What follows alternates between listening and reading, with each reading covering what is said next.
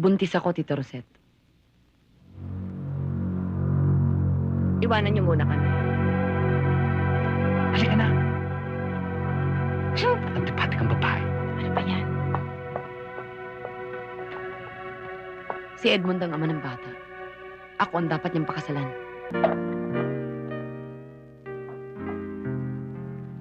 Hindi malulunod sa bula ng alak ang problema at malilipad sa patanaw-tanaw sa malayo.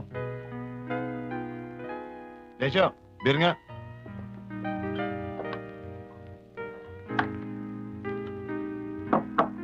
You're pregnant. At desidido kang buhayin ng bata.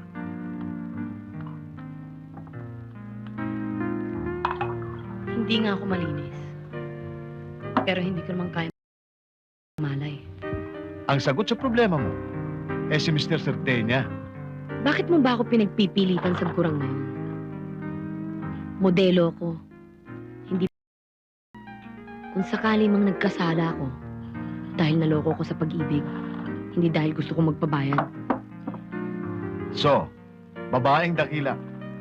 Paano ang pang-doktor mo? Vitamins, pang-ospital. Kay Mr. Cerdeña, lalangoy ka sa pera.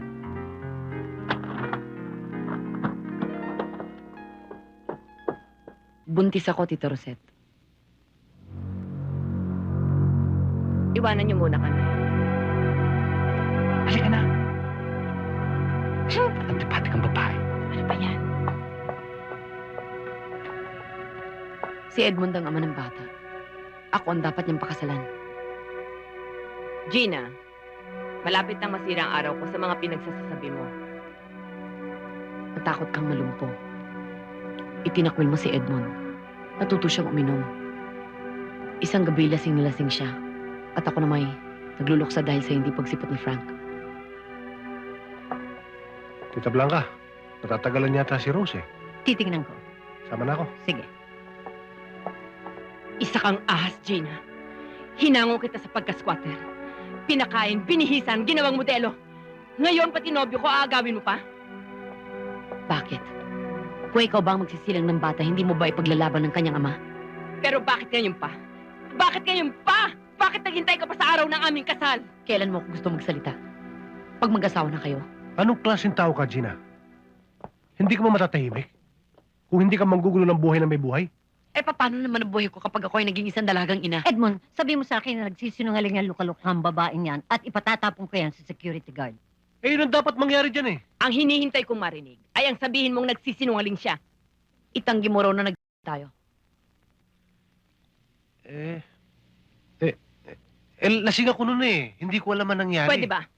Magsama na kayong umalis at magsama na rin kayong dalawa sa impyerno. Rose, hindi mo Huwag mo naiintindihan. akong hawakan. At lumayo ka. Lumayo ka sa akin. Nandidiri ako sa'yo. Tita Blanca, sabihin mo sa mga bisita, hindi tuloy ang kasal. Rose! Rose! Edmond, pwede ba? Bago ang lahat, makinig ka muna sa akin. Alam kong hindi ko pa nasasabi to sa'yo, pero nagpatingin na ako sa doktor. Buntis ako.